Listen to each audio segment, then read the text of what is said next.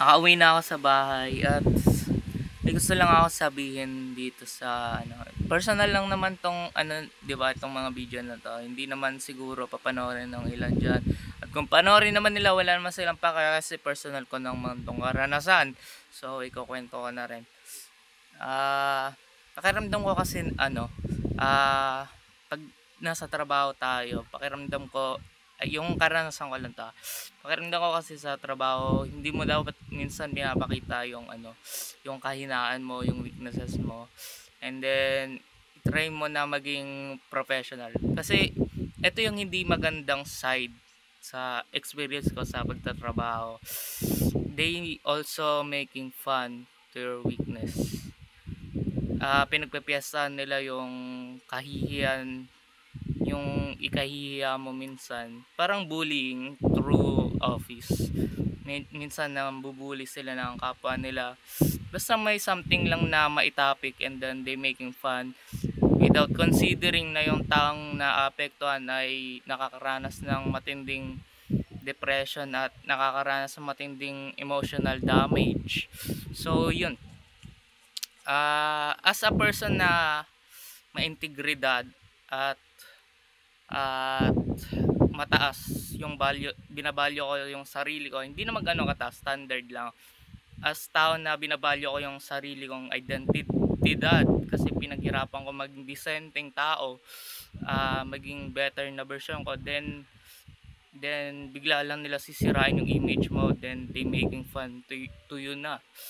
Even hindi yan serious or pero kasi yung feelings parang you're under attack pa rin na they making fun pa rin sa'yo at hindi talaga maganda sa pakiramdam. At isa sa natutunan ko for today na wag magpakita ng weakness, na trauma na rin siguro ako na wag na magpakita ng weakness sa kahit saang sitwasyon, kahit sa friendship, sa trabaho, basta may communication sa ibang mga tao.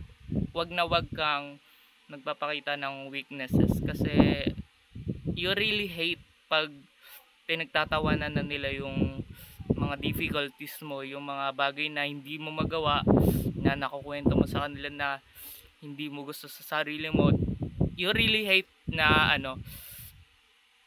okay naman kung respectful yung paraan ng pag-communicate nila, pero pag yung vibe parang pinapamukha na nila sa'yo na eto mali mo, na parang minamaliit na nila yung pagiging tao mo, ayun ay hindi na magandang pangitain at ayoko na magsalita. Minsan naging professional lang ako at ayoko magsalita sa mga tao. Binabalyo ka kasi talaga as me yung peace of mind. Ayoko may kaaway ako na tao. Ayoko ring minamaliit ako ng tao. Gusto kong respectful at mataas ng konti yung paningin nila sa akin as ito yung taong disente. Hindi mo to pwede biruin, hindi mo to pwedeng pag-isipan ng masama kasi kahit papaano pinipilit niya maging decent. Ganun yung gusto kong magitingin nila sa akin. Kasi totoo naman pinipilit ko naman talagang maging decente para wala silang masabi sa akin. Kasi gusto ko nga maging decent at peaceful na tao at ayoko maging tao na parang pinaglalaroan. Ayoko nabubuli, napapaglaruan ng kahit ano. Basta as me, ayoko talaga nangyayari sa akin yun. At isa sa mga natutunan ko ay wag magpakita ng weakness sa mga tao. Sa kahit anong aspekto ng buhay, wag magpakita ng weakness. So yun lang, super bad kasi minsan wala ka sa mood then maitatopic nila na itong taon na parang papagawan ka nila ng mga bagay na something na pinagtatawanan nila tungkol sa'yo.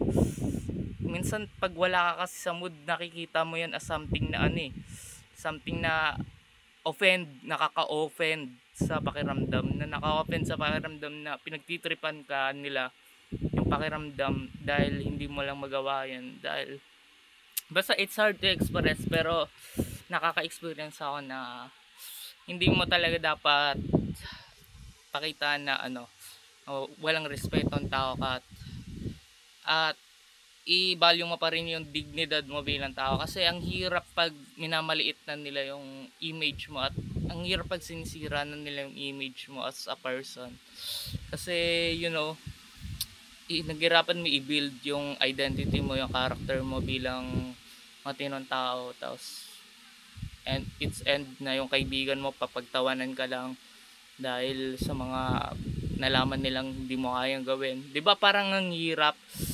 Basta para sa akin, ayaw ko na napapagtawanan ako. Ayaw ko, lalo na pag pumasok sila at ginawa yung situation na yun, pinagtatawanan ka nila nang wala ka pa sa mood. Kasi sobrang nakaka-offend yun. Hindi mo man masabi sa kanila, pero sa loob mo, dinadamdam mo na yung sama ng loob. Kasi ayaw mo nararanasan yung ganong sitwasyon. You don't want na i-treat ka sa parang ganon. Parang ayaw mong itrato ka na ganon. Trato ka sa ganong paraan ng ibang tao. Yun lang, naging aware lang ako sa mga bagay-bagay na kailangan kong maging medyo dominanteng tao, medyo matapang na tao, medyo sigain na tao. Kasi kung hindi mo kaya ipaglaban yung sarili mo, tapos makikita nila parang weak ka na tao, wala papagtripan ka lang nila, isipin nila uto-uto ka, pwede kang pagtripan. Ang hirap for survival din as human, at to your emotion din, sobrang emotionally damaging kasi.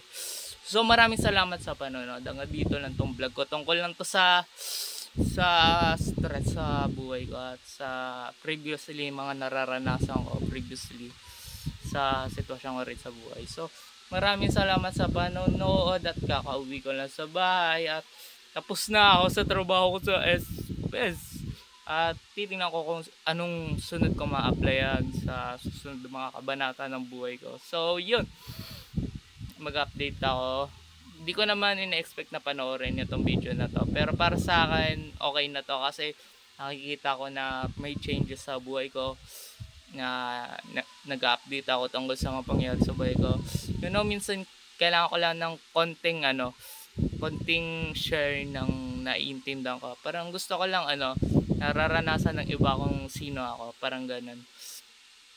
At although walang nakikinig sa akin, at least naka-video to.